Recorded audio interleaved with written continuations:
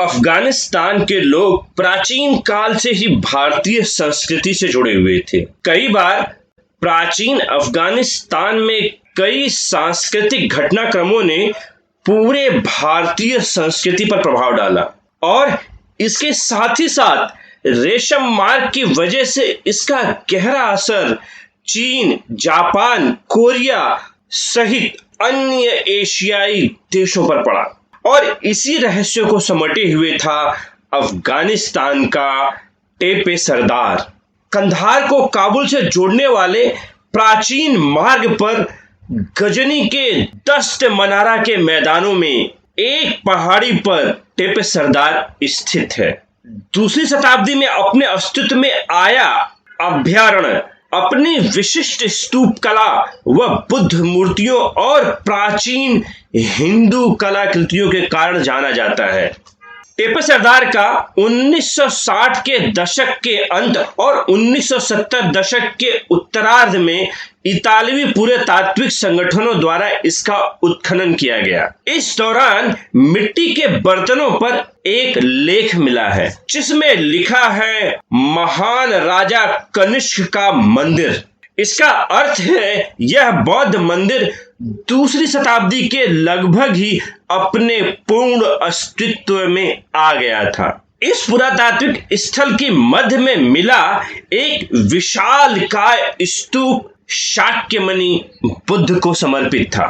इसके ऊपरी भागों में कई स्तूपों में कई विशिष्टता दिखाई देती है और इन स्तूपों की लगातार श्रृंखलाएं बनी हुई हैं और इन स्तूपों के अंदर कई बौद्ध प्रतिमाओं को भी उकेरा गया है। टेपे सरदार के कक्ष नंबर 17 से मैत्रेय बुद्ध के नीचे का भाग मिला है जो इसे एक बौद्ध मंदिर के रूप में स्थापित करता है। टेपे सरदार का कक्ष क्रमांक 23 अपने आप में ही इसे बहुत ही विशिष्ट बनाता है। जैसा कि चित्र में बाईं तरफ देखने से एक प्रतिमा का आधार दिखाई देता है जिसमें केवल नीचे के ही पैर बचे हैं। पीछे की दीवार के सामने भी एक आयताकार आकृति दिखाई देती है। दाहिनी तरफ एक जानवर बैठा हुआ दिखाई देता है और इसे सामने से देखने पर यह एक भैंसे की मूर्ति दिखाई देती है जिसके पिछले और आगे के पैरों को साफ देखा जा सकता है। पैरों के नीचे के खुरों से इसके भैंसे की आकृति को साफ पहचाना जा सकता है।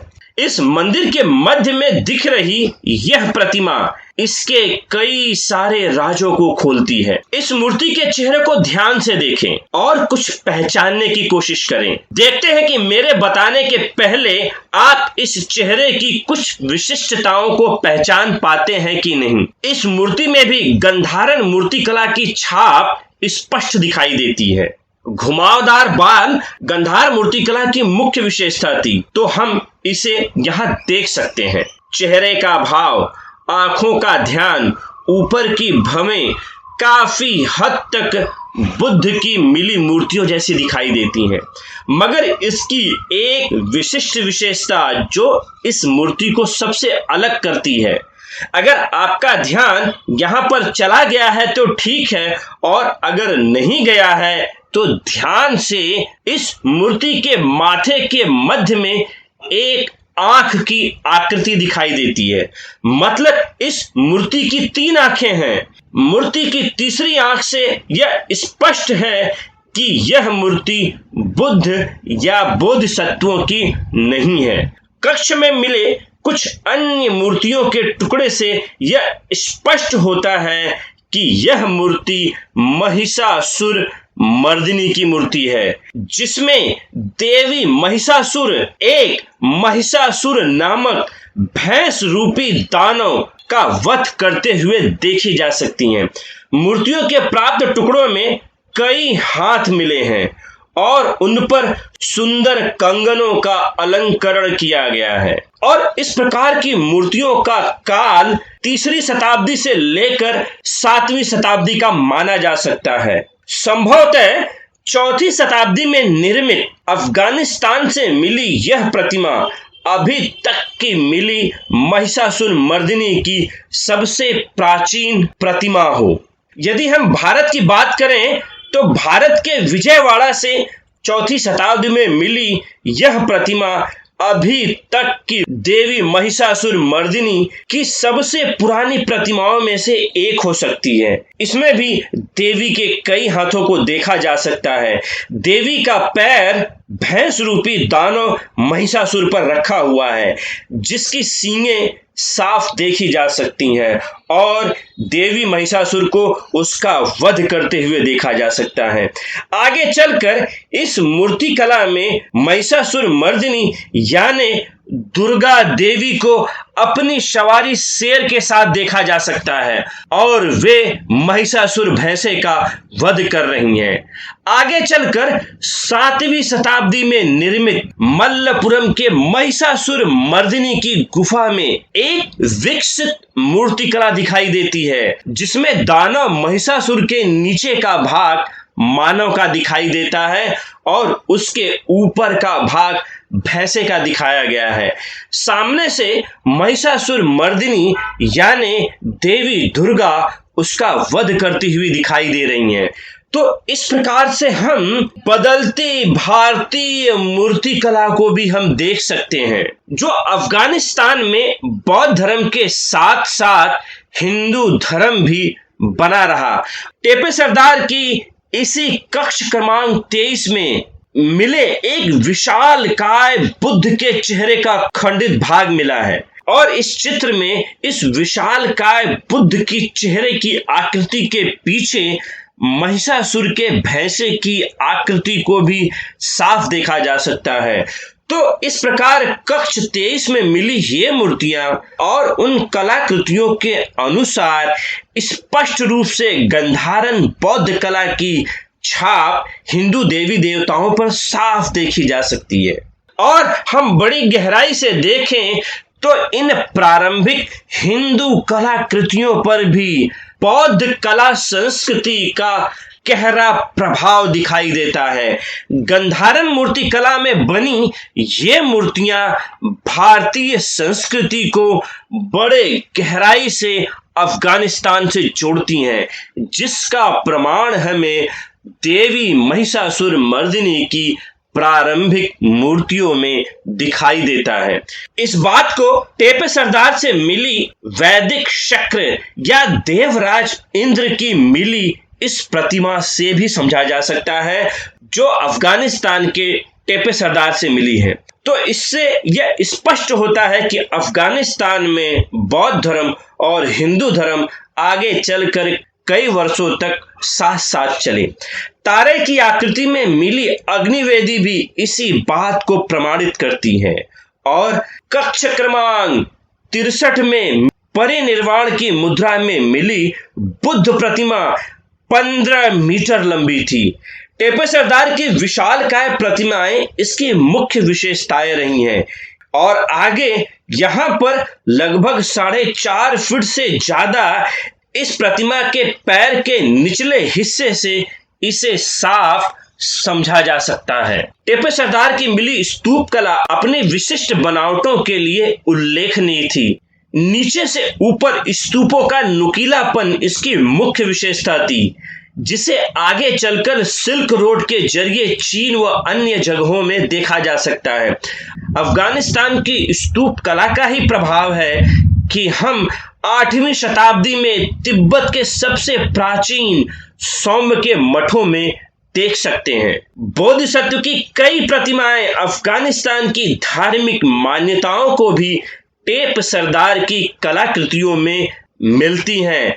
कई कुशल संपन्न लोगों की प्रतिमाओं से भी उस समय के अफगानिस्तान के रहन सहन और वेशभूषाओं को समझा जा सकता है।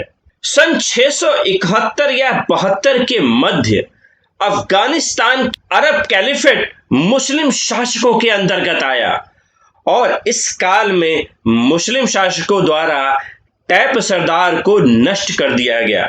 टेपे सरदार की मूर्तियों और पूजा स्थलों को तोड़कर उसमें आग लगाने के प्रमाण मिलते हैं।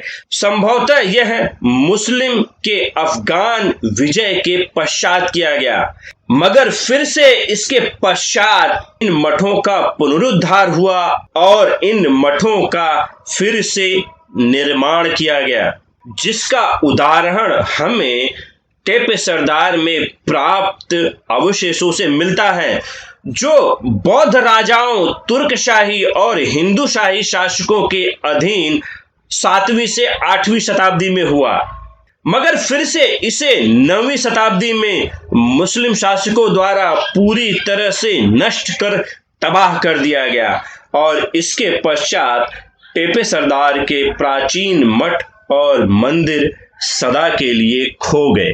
मगर अफगानिस्तान 7वीं शताब्दी तक एक प्रमुख बौद्ध देश बना रहा, इससे कोई इनकार नहीं कर सकता। और इसी का जीता जाता एक और उदाहरण है अफगानिस्तान की राजधानी काबुल के करीब टेपे नारेंज के बौद्ध मठ और मंदिर।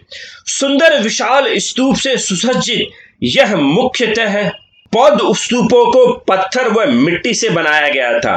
वर्गाकार स्तूप आधार में विस्तृत और ऊपर की तरफ छोटे होते जाते हैं।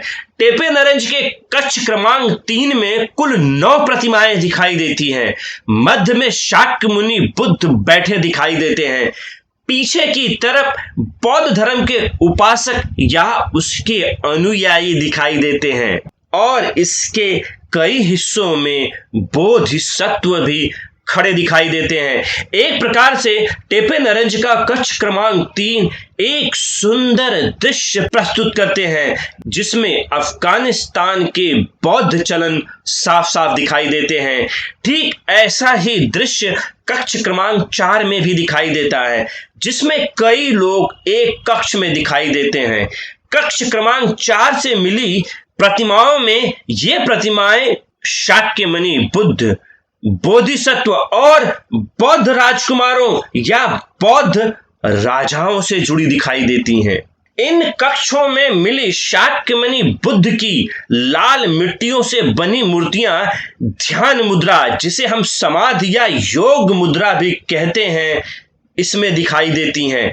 इस मुद्रा में बाएं हाथ पर दाहिना हाथ ऊपर और उंगलियों के साथ रखा जाता है। यह शाक्य मुनि की मूर्तियां उस समय के अफगानिस्तान के लोगों को ध्यान साधना के मार्ग पर चलकर दुख मुक्त होने के लिए प्रेरित करती होंगी।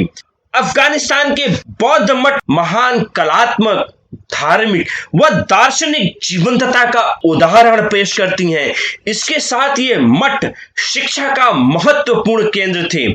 उत्कृष्ट प्राचीन शिक्षा के केंद्र में रहे ये बौद्ध मठ अफगानिस्तान के सुनहरे विद्यालयों के अध्ययन के पठन पाठन का नेतृत्व करते थे। राजसी दानदाताओं की ये मूर्तियां उन लोगों के बारे में बताती थीं कि जिन्होंने आर्थिक सहयोग से बौद्ध मठों और विद्यालयों का निर्माण कराया होगा। धन से संपन्न इन दानदाताओं के चेहरे पर नम्रता और समर्पण के भाव से साफ देखा जा सकता है कि अफगानिस्तान के लोग धन धान्य से संपन्न होने के बावजूद कितने नम्र व प्रिय थे। इसी प्रकार के बौद्ध मठ और बौद्ध विद्यालयों या स्कूलों की श्रृंखला में 2 महत्वपूर्ण स्थल टेपे मारंजन और टेपे खजाना मिले हैं। अफगानिस्तान की राजधानी काबुल के करीब टेपे खजाना में एक बौद्ध मठ मिला है, जिससे कुछ अवशेष मिले हैं, और इसी के करीब मारंजन की पहाड़ियों में एक विस्तृत बौद्ध मंदिर और मठ मिला है, जिसे टेपे मारंजन के नाम से जाना जाता है, जो 3वीं शताब्दी का माना जा सकता है। इस टेपे मारंजन में भी कई ढेर सारी स्तूपों की बनावट वह उनकी श्रृंखलाएं मिली हैं, जो इसे एक प्राचीन बौद्ध मठ होने की पुष्टि करता है। यहाँ से बोधिसत्व की कई सुंदर मूर्तियां मिली हैं जो ध्यान मुद्रा में बैठे हुए हैं। इस चित्र में बोधिसत्व के गले में एक आकृति को पहने देखा जा सकता है। जैसे इस चित्र में बोधिसत्व को ध्यान मुद्रा में बैठे हुए देखा जा सकता है और इनके गले में भी एक आकृति को पहने देखा जा सकता है। तो इस प्रकार की कई बोधिसत्वों की सुंदर कलाकृतियां हमें टेपेमारंजन से मिली हैं। 1933 में डेलीगेशन आर्कियोलॉजी फ्रेंकाइज एंड अफगानिस्तान द्वारा की गई खुदाई में टेपेमारंजन की गंधार कलाकृतियों को दुनिया के समक्ष रखा गया। इसी टेपेमारंजन में मिली एक बोधिसत्व की प्रतिमा जिसे काबुल के म्यूजियम में रखा गया है। ध्यान मुद्रा में बैठे बोधिसत्व, सुंदर बालों की बनावट, शरीर पर माला व उनके वस्त्र और उन वस्त्र की सिलवटों और शरीर पे उसे लपेटे हुए देखा जा सकता है। चेहरे का भाव व शरीर की मुद्रा बरबस ही काबुल के संग्रहालय में ध्यान आकर्षित कर लेती है। तो अफगानिस्तान में शाक्यमुनि बुद्ध के साथ में बड़ी मात्रा में पाई गई बोधिसत्व की प्रतिमाओं से अफगानिस्तान के लोगों का ध्यान समाधि के प्रति आकर्षण को दिखाता है कि किस प्रकार से प्राचीन अफगानिस्तान में ध्यान समाधि को लगाकर वहां के लोग बुद्ध संदेशों द्वारा दुख मुक्त हुए होंगे।